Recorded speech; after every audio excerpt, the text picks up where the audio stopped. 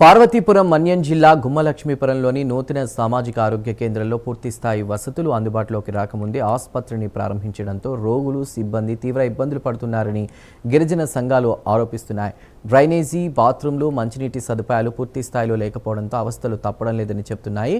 ఇక విద్యుత్ సరఫరా నిలిచిపోవడం, జనరేటర్ సదుపాయం లేకపోవడంతో 5 ఏళ్ల బాలుడికి టార్చ్ లైట్ వెలుగులో వైద్యం అందించిన ఘటన కలకలం రేపింది.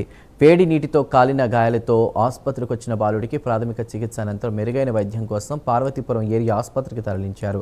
ఆసుపత్రిలో మిగిలిన పనులు వెంటనే పూర్తి చేసి జనరేటర్ సహా అన్ని మౌలిక వసతులను అందుబాటులోకి తీసుకురావాలని గిరిజన సంఘాలు డిమాండ్ చేస్తున్నాయి.